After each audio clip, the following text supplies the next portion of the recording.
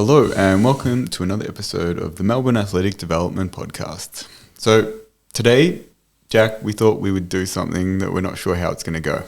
What were you thinking of doing, John? We want to talk about the psychological aspects associated with performance and healthcare. And as practitioners who are not psychologists or psychiatrists, how that actually will play out in regards to what involvement we have in that process.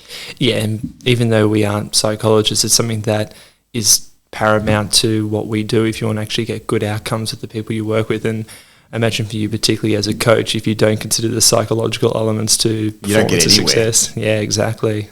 It's interesting because, the more the time goes on, I spend more and more time learning about psychology. And sometimes I think, maybe I'm overdoing it and I'm spending too much time looking at that stuff. But essentially, it seems like the nuts and bolts of the performance side of things in terms of the technical aspects or the physical aspects tend to sort of line up pretty quickly. And I think the same thing happens in healthcare. Like we know, okay, this is kind of the system that we're going to use in terms of approaching a problem. We know that, we've spoken a lot about the fact that we have, for instance, three major areas that we tend to look at, tissue properties, we look at the biomechanics of movement, and we look at, their stress tolerance or the hormetic profile, we tend to call it. And, we know what we're going to look at and we know that we're going to adapt it to that individual. However, like the other big aspect that is a major factor, and it fits within that hormetic profile, but it's very much related to the psychology of the situation and how someone perceives the situation, what skills they have to be able to deal with that, not only whatever the outcome is of that physical stress, for instance, if it's an injury, but actually the psychological ramifications of that. And, just recently we obviously did a podcast with researcher Stephanie Philbay, and most of her research has been in ACL injuries, and she was mentioning she's had 2 ACL injuries herself, one including 2 re-injuries to the graft, and psychologically that is actually extremely stressful. It's a horrible experience to go through because you've obviously got that hope of returning to, say, sport or activity, and then all of a sudden the function of your knee is back to the start again. Yeah, and in more severe cases, it actually changes your ability to perform physical activity long term as well, in terms of the development of things like osteoarthritis or other problems associated with a serious injury or multiple re-injuries. And that's I think it's something that, and we spoke about it with her about, potentially, say, healthcare practitioners who aren't in the psychological realm probably need more training in that area, not to necessarily take over the role of someone like the psychologist within that team, but to be able to make sure that they're appropriately addressing what's going on and they're not downplaying someone's you're dealing with someone's psychology regardless whether you like it or not. So I think you have to be careful to not start to silo these different systems as something that, I only deal with the musculoskeletal system and only with, rehabilitation in terms of exercise rehab or manual therapy. There's so much more to it. And I actually think of the conversation we had with Paul Coburn about this, of thinking of success or indicators of success with, say, compensable patients, where you would expect, if you're looking at it purely from that biomechanical model, that it has to do with your quote-unquote best management for that particular injury, which at the same time... At a certain level it does. Oh, of course. But it's not that simple, is it? No. I think it highlights the interaction of these different systems where you could be doing all the right things in terms of building up the physical capacities that individual needs for that task or sport. But if you don't address some of the key psychological or emotional factors associated with how that person perceives their injury, or, and I think particularly with regards to performance, how they actually perceive themselves when they go into a competitive state, you're missing the biggest factor here, the biggest modulator. So, I think we obviously need to separate the two because they are slightly different, but I think one of the key things at the start that we've started to spend a lot more time doing, I think, in our clinical practice is sort of trying to understand the expectations of patients. because obviously that lays the foundation for what they're trying to achieve, and obviously there's motivation behind that and understanding that. I think what goes with that is understanding value systems. It's something that I've spent a lot of time looking at in terms of my coaching practice, to try and understand what drives people and what people value as being important for why they do certain things. On that note, I had a question I wanted to ask you, because I remember when we first... I always worry when you go, on that note, I've got a question, like, shit, here we go. Well, no, I think this would be interesting to think about your perceptions as a coach and whether that's changed or evolved. Because I remember when I first met you and I was asking you questions about the psychological element, and this is more from the performance standpoint as a sprint coach, about how you develop psychological attributes. So I remember the thing that you said to me is you think that the psychological attributes develop through performances. So that is, if you're getting good performances, you develop the right psychological trait or traits in order to be successful. Is that something that you still believe, or do you feel like your thinking has evolved or changed? It's probably evolved. I would say that you need to set, it sounds like a silly analogy, but it's kind of like, a garden. You want to set fertile ground in which for something to grow. And I think that is important. It's an interesting idea, because I think that what tends to happen is if people are getting success, they tend to develop certain psychological traits that are beneficial for sometimes amplifying that success. However, they're not necessarily the right psychological skills that they will need if they have some sort of, or even perceived failures. And that in itself is probably become more obvious over time. So you get people who, if they get a result or continued results, they're very good at being able to stay in that state and use that psychology and that mindset to continue to perpetuate what they're doing. However, sometimes the performance will drop off for whatever reason, and you then start to see people not have the skills because you maybe haven't laid that, as I said, that fertile ground in which for them to be able to deal with that adversity. So yeah, you're essentially highlighting you need kind of two certain skill sets. You need to be able to develop the appropriate psychological approach to being able to maximize your performance when it matters, but at the same time too, when you don't achieve the outcome you want, how do you actually respond to adversity? And I think these are interesting ideas, because you deal with them, as I said, both from a coaching perspective, but you also deal with them, as we mentioned before, in relation to injury. One of the things that I found really confronting as a younger clinician was when, say, outcomes didn't, and maybe it has nothing to do with what we've done or the patient's done, but the outcome's just not as good as what they would have liked. We mentioned ACL injury. If someone has, they go through all of their rehabilitation, they're 12 months plus post, they've passed all their tests, they've seen the surgeon says, yep, you can go back to playing whatever sport you want to play, and then 3 or 4 months later they re-rupture it. And you're devastated for them, they're devastated, and it's a really interesting interplay, because you feel like you've done everything that you can to help them based on what the research is or evidence is, but they are going to have to go through that process again if they want to get back to that level of participation. Yeah, I think the other element to that too, and this is probably more relevant in like a private practice setting, if someone comes to see you for preventative measures to try and mitigate injury, but then they do get an injury, there's always that conundrum of like, well, I came here to avoid this happening. It's like, I know, and I would love it if I could always assure that there is a 0% chance of you not injuring yourself, but that's just not probable in terms of... The risk of participating in particularly sometimes like high intensity sport is that you'll get injured. And the probability is there that most people throughout their participation at some level will have some form of injury, whether that's some sort of soft tissue injury or a fracture or whatever it is, but they will have some sort of, some sort of development over that time. So it's an interesting one with that.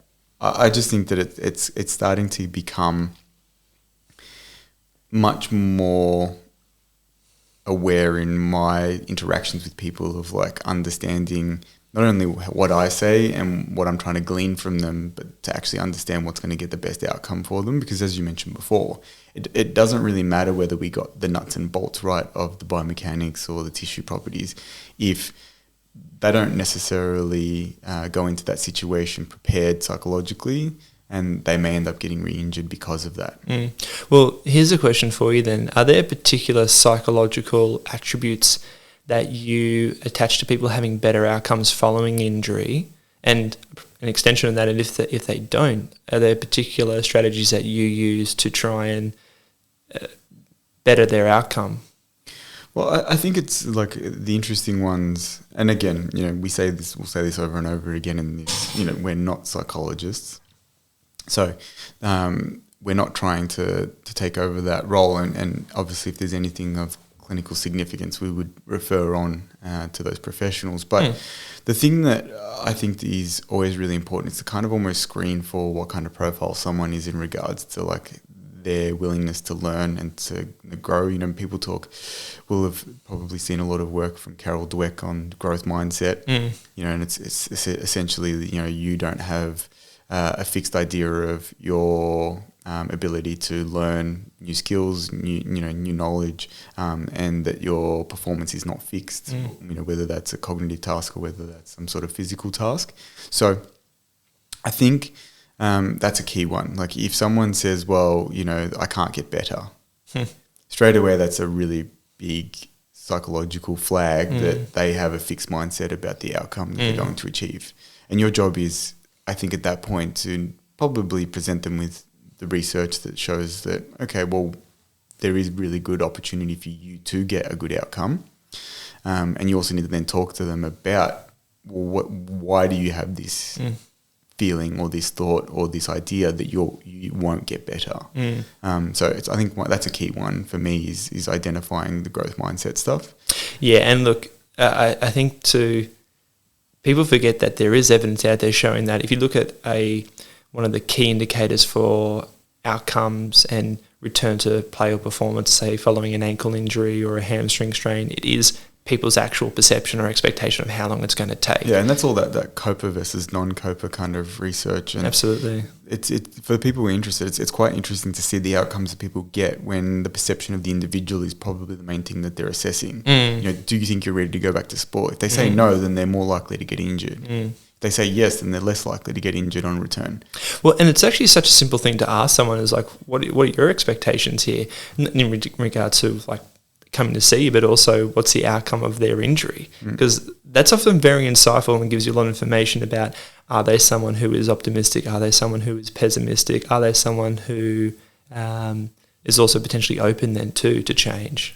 Yeah, because as you said, like if someone's mindset is that there was no way of them having any influence on the development of that injury in the first place, then they're already a bit closed to this opportunity for growth. Well, and yeah, that's a big point because we've talked about this before, but I find one of the best indicators for good outcomes is someone's willingness to change, because the reality is there's obviously some exceptions in terms of like acute traumatic injury from, say, an external blow from a player that's out of your control, but more often than not, an injury develops because there is some deficit.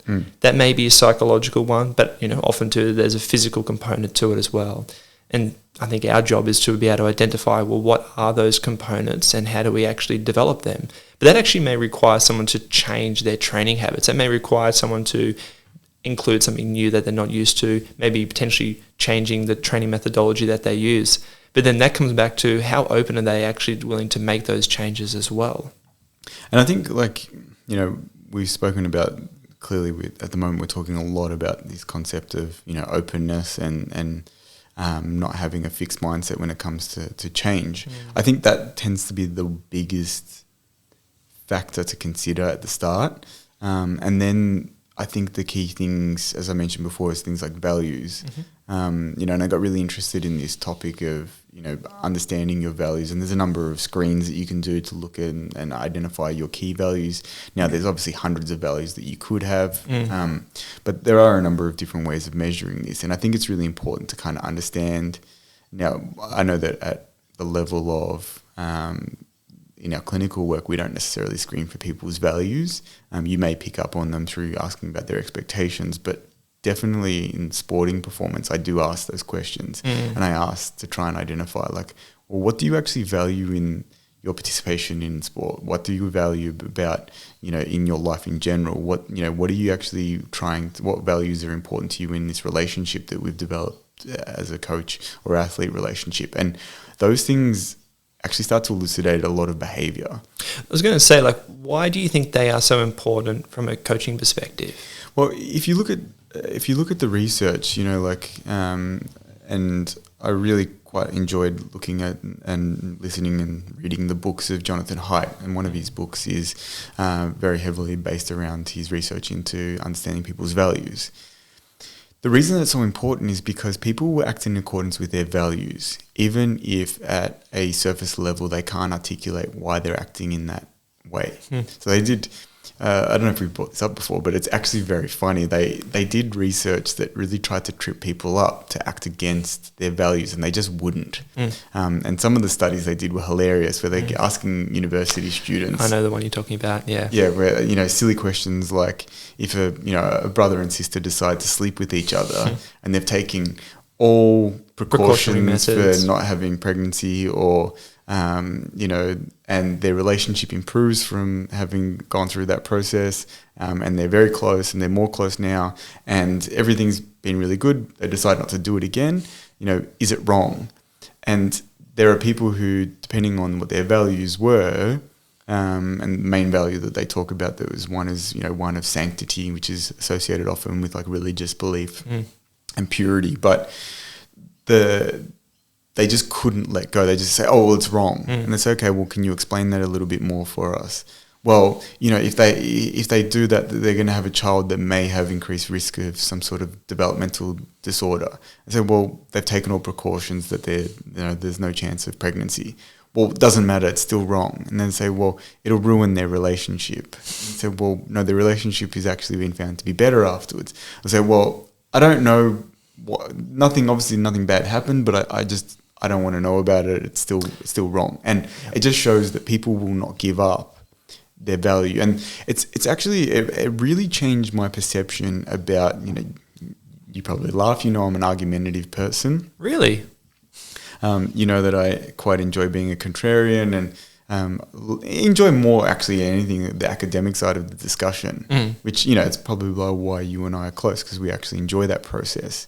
But one of the things that it taught me to do was try and understand what someone's values were to get a better understanding of why they've taken a certain position. Because as soon as you understand that, you start to get an idea of why they hold a certain viewpoint. And we saw this, like the prime example, we saw like people busting up friendships over things like COVID arguments. But it was really clear that some people, for instance, they held the value of compassion so highly that to them the idea of, any deaths associated with COVID was considered the worst possible outcome. Then there are people who had much lower levels of value in things like empathy and compassion who were happy for a certain acceptable amount of death rate. Now, I'm not going to argue either way. It doesn't, it's not the point here. It's not the point. But the fact is that there were friends and family members who, because their values differed so highly on that, spectrum, they couldn't see each other's point of view. And as soon as you start to understand someone's value, you understand, okay, well, I can appreciate and I can be empathetic towards your position. Even though I don't hold it, I can understand it. And you see it in people's behaviors, how it comes out. You can see it in what they say. And so understanding that really probably changed a lot of the way that I looked at the coaching stuff. Now, it probably is something that I need to integrate more into my clinical practice. From your point of view, have you started to integrate any sort of psychological strategies for, how you're interacting with people? Well, I think the big one I often think of is going back to the point I made before about their openness to change. How do you think we tackle that? Because that one seems to be very difficult. Yeah, it is. I think the thing that I think of straight away is, you need to determine where they are on that spectrum to help give you an indication of the rate of change that you can implement. Because one of the things that allows you to have a good outcome is the ability to have continuity with that person. And the reality is, if they come in with certain expectations and you don't meet them, you may be considered, the expert in that particular field of managing particular injuries, but they may never want to see you again because you actually haven't addressed what it is that they want. And part of that is thinking, well, why are you actually here? Now, sometimes that might seem obvious of saying, well, I'm in pain. I want reduction in pain. Okay, we're going to really focus on that to begin with.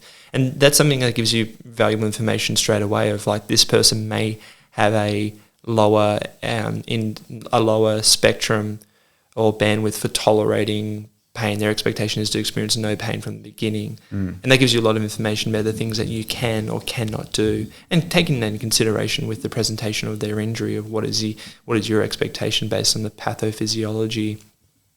But I think the other thing too is, what are their expectations in terms of how much actual input they get from you as well too, because that's also going to give you some big indications about again, the rate of change that you can actually implement with them. But I think that's an interesting one, because I think, there's crossover with values, and there's also obviously personality traits as well. People will be aware of things like the big 5 personality traits, one of which is openness. So when someone is more on that sort of less open, more closed, they also then start to develop certain values that perpetuate how they define themselves. So if they're like, no, well, this is how I am, that feeds into that personality trait of them not being as open.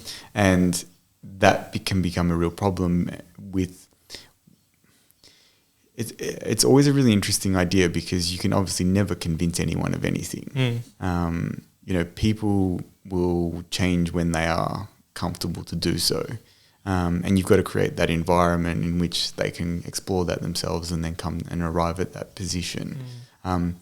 Sometimes I think when someone is a bit more closed, that becomes really, really hard, because you do feel like you're almost having to, convince them of something that to you seems very obvious, but to them, is almost fighting against that identity that they have about who they are.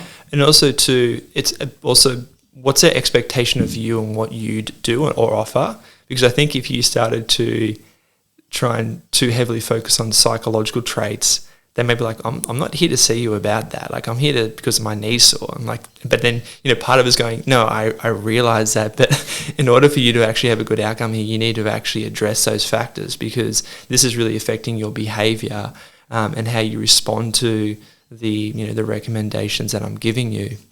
It's funny you say that, because I always struggle with the concept when it comes to, say, even performance of the athletes. And there seems to be certain mindsets, I think, held in different places around the country, at least in the sport that I'm involved in, that are a lot more aggressive with, say, the healthcare management versus those that are a bit more conservative, and also the ones that are a bit more fixed on, well, we need an outcome now, so we're going to elevate this to the sports doctor or the surgeon, rather than actually putting faith in, okay, well, we need to work out what's going on and then develop a plan to maybe conservatively manage this. It's a really interesting idea. You also get a lot of, for instance, athletes who they will take, whether it's painkillers or, anti-inflammatories, as if they're, Skittles, because they just want to get through a certain performance rather than addressing the underlying issue. And that to me sort of speaks to maybe some of those underlying values of, okay, well, do you actually want to work out what's going on, or are you someone who's happy to have quick fixes and patch up the problem with, simple things? Yeah, and part of that's, again, expectations. It goes back to our conversation we had with Steph Philbay of looking at, say, management post-ACL, where it's very heavily embedded in the Australian psyche that if you injure your ACL, you have to get surgery. Yet, as Steph highlighted, there's already quite a large body of literature showing that the outcomes of surgery versus conservative management are kind of trivial anyway. Now, don't get me wrong, I think there are going to be times where someone does have a better outcome following having surgery, and there's going to be some people who have better outcomes who don't. I don't think it's just as black and white, or you can just do one or the other. But if you already have someone who has an expectation that, well, I need to just go see the surgeon, like that's the obvious thing to do, because the idea of, well, one, that's what they believe, but two, I think of the idea of going into conservative management, it's almost like going into the unknown of like, well, what's the outcome going to be here? Like my ACL can't heal, can it? Or I need my ACL in order to be able to do the activities I want, and that might just be walking, for instance. And I think that comes down to, again, that sort of understanding that individual, because if you know who's someone who's very risk averse and unpredictability is not something that they're very comfortable with, you're not going to get a very good outcome if you put forward some sort of management strategy that is less predictable or has less maybe, research or data to back up what the outcome potentially will be. I wanted to jump back a bit because it was interesting. We were talking before about values and belief systems with regard to, say, Jonathan Haidt's work. And one of the things I wanted to ask you, because it's an interesting example you gave, but what is it about values that you think is so important and relevant when you look at the performance of an individual? Well, I think it gives you a lot of understanding of what motivates them. If I can give you the prime example. Like I've got athletes in my group that I coach that success is very important to them. That's one of their values, is that they succeed, right? And on the surface, they might seem shallow, but it may be very related to them individually. I think it's funny talking to one of the athletes about this. It made me realize that at a certain level, so do I. If I set a goal, whether it be as a coach or as a clinician or as a person, I would like to get pretty close to it, and I hold myself to the standard of wanting to achieve that success. But there are people who don't really have any, desire, or they don't value, achieving certain successes. For them, life is not about that. It might be about many other things. And this isn't to say that it's that those people don't achieve amazing things. It's just they don't view the world as, the next box to tick. And if that's the case, then you need to find different challenges for those people to be able to engage with in order for them to be motivated. You firsthand saw one of my athletes on the weekend just past who his motivation is not based around his identity as an athlete. So for him to perform well, he needs challenges, but they're not going to be about achieving a certain success on the track. And it's really challenging as a coach to think, well, how do I actually create an environment where this athlete is really engaged and is, wanting to be self-motivated and driving towards certain performance? Because they do want to do well, but for this individual, for instance, it's very personal. It's not really related to some sort of external definition of I'm an athlete because I did X or I achieved X. I was going to say, do you have any answers to that question then? In terms of, how do you get someone to create the mindset of wanting to actually succeed and be the best? Well, I think at the end of the day, like they need to have certain values. If their values do not have any crossover with achieving certain levels of performance, then it's probably not going to work. Typically you find in elite athletes, their values tend to be things like excellence, or a lot of them are really, as I said, might be driven by success, but or it might be diligence or hard work are things that they really value, and that's why they've ended up in this position in the first place, right? So you need to identify that, and if they don't have those things, then you typically get to see why they either don't stay in the sport, or why they don't necessarily get to the levels that they need to get to. And that can be hard. Like at that point, maybe it's probably the stage where you need to bring in external people to say, well, if you're telling me that you want to do these things but you don't value them, then where do we go from this? That's maybe where you have to engage with us, whether it's a sports psychologist or some other sort of professional, to be able to explore that a little bit more. I do think that the better athletes that I've dealt with tend to have similar value structures, or have value structures that do align with their achievement. And so, for instance, for that athlete, that doesn't necessarily look for that external performance success. For them, though, they actually really like challenges, right? And they're very competitive, so they value competition and they value challenge. They just don't necessarily value success in a particular thing, or they need to personally actually engage with that challenge. So, funnily enough, like this person, whenever we travel or whatever, we play games, we play cards. They're super competitive. They love the challenge. They love, the engagement in that process. So it's not that they're not competitive. It's not that they don't like engaging in challenges. They just need to find them personally kind of motivating. So you've kind of got to set up for them. They've got to find what the challenge is in that situation that they're actually currently faced with. When you think of coaches you look up to or even mentors, do you see them also trying to address these things, or do you think like really as a coach you should be focusing on the physical elements and developing those components with regards to that sport and actually leaving the other stuff to someone else? It's funny you say that because I think that's probably evolved heavily for me, in the sense that previously I would have thought, no, they're just worried about those other factors. But as time goes on, I think it's becoming much more evident that that most of the top coaches are thinking about these things way more. And they're significantly a greater challenge for these people to get performances from individuals than, as I said, the nuts and bolts of, as you said, like the physical outputs or the technical outputs or the tactical things, because those things weirdly are quite simple. And you spend the first maybe 5 years plus of your coaching thinking you've got to get really good at those, and you do. But then after that, it becomes like, okay, well, I know how to teach someone how to move well. I know how to give someone, the physical characteristics. They obviously have to come with some physical characteristics, and then you try and enhance those. I know what those numbers should look like, but actually, how do I put them onto the field of play in a way in which they're going to actually excel in what they do, and they're going to perform at their absolute best?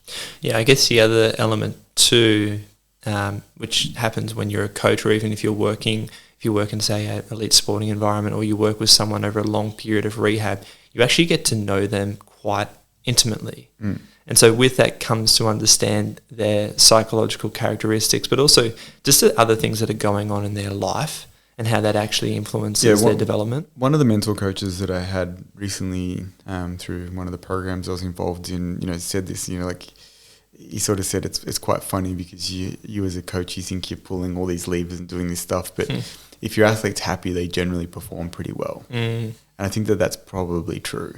And I think it's the same thing when you're dealing with sort of like injury management as well. I think those people who tend to be, as you said, a bit more optimistic and have that growth mindset and are open to learning and change, and generally have a more open and sort of happy affect, tend to probably get better outcomes than those that are extremely negative or don't want to change or who aren't willing to explore different ideas. And that in itself is probably the humble or the humbling experience when you realize maybe if they were just happy, then most of the things that I'm doing, as long as all things being equal, that's probably the thing that I need to be regulating a little bit more. And we all see this. Like, I think when you see people stressed in certain situations, and usually it's external stress, whether it's work, relationship, you see performances just nosedive. Right? And we've spoken about this a lot, I think, when it comes to injury, where we see people, like something will happen externally. They're really stressed with work, they're really stressed with study, and then they have, they strain something or they have some sort of injury. And there's more and more evidence, supporting that kind of stuff. I know I tend to reference it a lot, but the work of Brian Mann looking at like academic stress and the development of injury profiles in Division I college football team. And he just showed like consistently that when periods of high academic stress occurred, the likelihood of injury increased even if they controlled for the amount of training load that they were under at that time. Very high training loads increase injury risk more, but having high academic stress on top of it increased it even further. Just as you were talking then, I was thinking about when I first graduated, you tend to focus a lot on the mechanical components of an injury. And even for young people listening to this, they might be like, psychological stuff like that stuff is more superfluous. I don't need to worry about that. But obviously as time goes on, you start to realize, oh shit, this is actually really important. It makes you think of what is it about humans that when you're young and have less experience, you don't actually really appreciate those things. And that actually works on both sides in terms of whether you're a clinician or a coach, but also if you're an athlete or a client. Yet, I think at a really basic level, it's, the Dunning-Kruger stuff. You just you don't know what you don't know. Well, I think the other big element too is the control element. You like to have this idea of I can control all these variables related to their tissue capacity and mechanics, which you can have a lot more control over. But when it comes to psychological components, it's actually very hard to create change. And some people might be willing to take on advice of cool, I'll do this exercise, but it's okay, I want you to do this particular self-reflective practice. And I don't need to do that. Yeah. I think you're 100% right. I think it's one of those things that as time goes on and as, hopefully you develop some sort of wisdom about what you do, you start to recognize what you don't know, and you start to recognize that things are a lot more fluid than what you expected, and things are a lot more complex. Excuse me. And that starts to give you an appreciation that, okay, just because I can't control these things doesn't mean that they're not having a very big influence. Yeah, I think of, I remember hearing someone who's in the Stecco fascial manipulation group talk about how Luigi Stecco, who created the method, who's now in his 70s, and still does the same practice he has done for the last 40, 50 years, where in the morning he studies, and then in the afternoon, evening, he treats. He's still doing that in his 70s, and he did a presentation in the last year talking about the particular method. But one of the big things that he recommended to everyone is remember that you need to be really compassionate, that you're actually working with the person. And again, it's one of those things where I think as for younger people, you're why are you telling me about compassion? I want to learn the nuts and bolts of this particular method. But it's interesting for someone like him who has just had so much experience and clearly is quite brilliant in terms of putting forward some of the theories and hypotheses he has, that, he's getting to the point of don't get me wrong, you need to think about the underlying pathophysiology and how you assess and treat, but also just think that, if this you... is a person. Totally, yeah. And again, it sort of brings me back to that point of Paul Coburn talking about successful outcomes of clinicians with compensable patients, where clearly their ability to interact and connect with that person, probably the language that they use, has such a big impact, particularly in that situation where if you have an injury at work, you might have certain beliefs or negative emotions attached to that workplace, for instance. And again, you might do all the right things with regards to managing their injury and considering the healing process, but you actually haven't identified and addressed the big factor of I don't want to go back to work because I'm scared I'm going to injure myself, or because they didn't do the right thing in the first place and that's why I got injured, whatever it may be. And I think that's where much better outcomes tend to happen when even the workplace acknowledges, are you okay? How can we help you? What support can we give you? It's not the mandated support. It's can we drop off some food to your house for your family because we know that you can't do that at the moment, or whatever it is. Those are the things that show investing in people is way more valuable than investing in outcomes. I know that I wrote a blog for our website, would have been more than probably a year ago now, but it was talking about sports performance and how one of the big factors that I think has really let down a lot of our funding systems has always been about investing in results. It's a current major problem we have with the sports funding that happens for Olympic sports is it's based on medals. So if you don't get medals, you don't get funding, you're defunded, you end up having less to invest into your sport and your people. And there was the person, it was a news article, but the person they interviewed was someone that had been involved in cycling at the top level in Australia, and as an administrator, I believe, and he basically said we need to stop this kind of overinvestment in results and we need to start investing in people, because the moment that you do that, you actually get better results in like the overall landscape anyway. And I think that is reiterated by what you were saying of like, you need to make sure that you're addressing what the needs of that individual are as a person, and be compassionate to that, as you said, like Luigi mentioned, rather than just thinking, well, I ticked all the boxes in relation to your physical injury. Just to touch on your point you made then of investing in people, because that will bring results. So do you think it's too myopic just to think of, okay, here's the person clearly with the most talent in this particular sport, we just need to invest in them? Do you think that doesn't lead to better results in the long run? Well, it depends on the individual. Obviously, it depends on what their traits are as a person as well. But like, do you think that varies depending on whether we're talking about individual versus team sports? Because obviously in team sports, the culture and dynamics of that group has such an influence on their ability to perform collectively.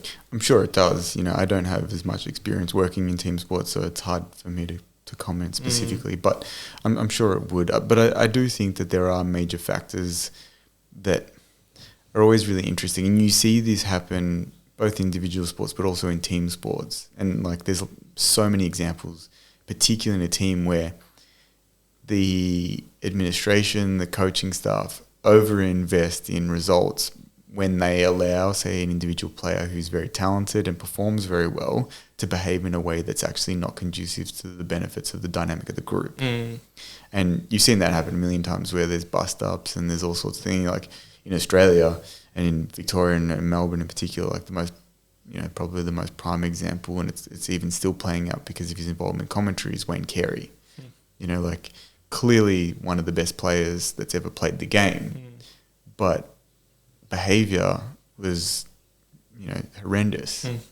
Some of it was criminals, with particularly his domestic violence stuff. So it really suggests that they were not necessarily investing in people, they were investing in the result. He was a good player, he was allowed to do what he wanted at times. Yeah, I even think of that too, of like in the NBA, where we're going through this period of the super teams where you invest in 2-3 elite players and sort of just fill in the gaps around them, expecting that group of talent will take you all the way.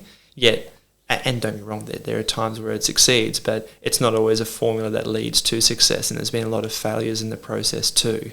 And I think that's failing to recognise this, that certain people, whether they have talent or not, are not going to necessarily have the traits to actually be good in a group or to be good to work with in general.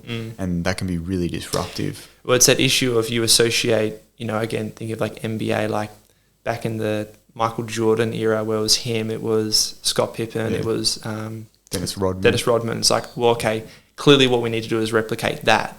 But it's like, well, that hasn't always succeeded. It's like, what's the difference between those different groups? I think that's a really good example that you gave, because and I've read a couple of his books, but the coach, Phil Jackson, supposedly he was... The Zen master. He's got a background in Zen, and his philosophy with someone like Dennis Rodman was let him be Dennis Rodman.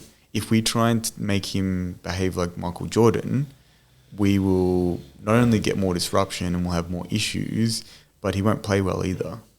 And so there's some ridiculous stories of his behaviour during that period where he was out partying and doing all sorts of things.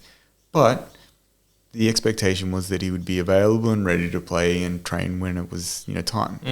And he was doing that. So they supported him as a person to express what he needed to express, which was probably different to most people. But he didn't fit into that person who just sat at home and thought about basketball and played basketball and didn't have outside things that he wanted to pursue. Now, most of us probably aren't going to necessarily want to go out and party as much as Dennis Rodman. But there is an element where they respected that he was a different character and that his values were different. And it didn't mean that it's like what I was saying about that athlete that we mentioned on the weekend. Like, just because Dennis Rodman didn't value training at 4 a.m. didn't mean he wasn't a good player. Didn't mean that he didn't achieve ultimate success. But I don't think that Dennis Rodman would have had high in his values like NBA championships. he achieved a lot of them, but it wasn't probably because it was high on his value list. No, and clearly what was that they were able to tap into was a level of autonomy. You know, because if you try to over-constrain someone like him, you're actually probably going to lead to bad outcomes. Yeah.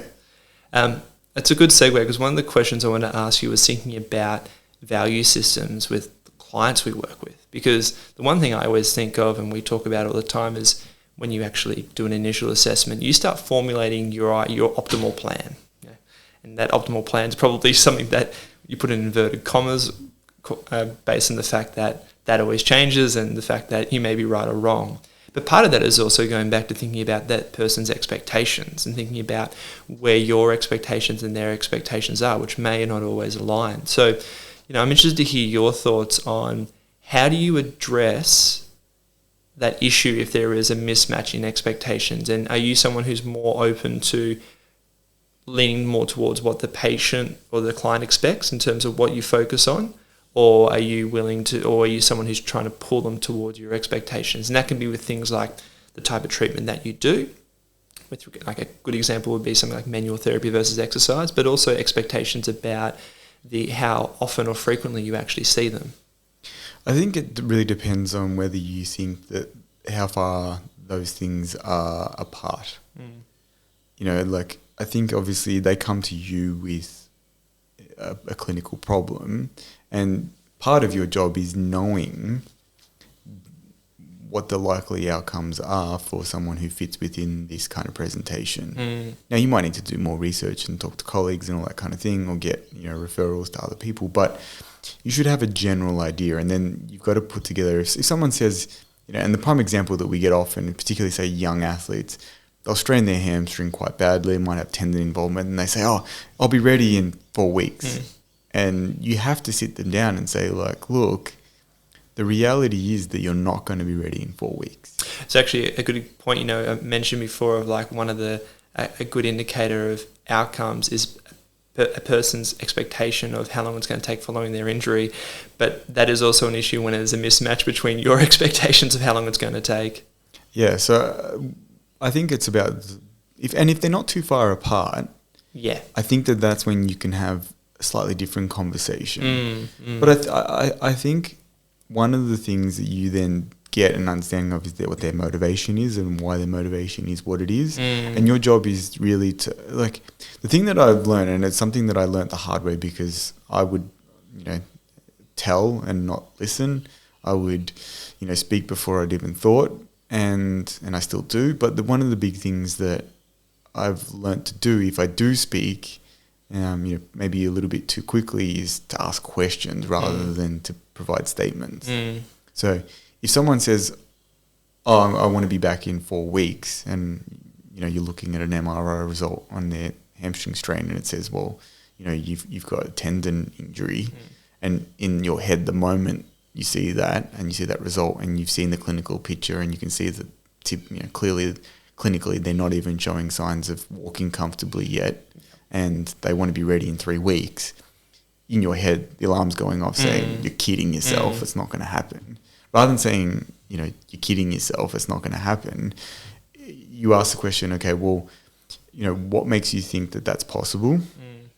You know, how would you, you know, like, how would you, or, you know, what information do you have that makes you think that that's likely?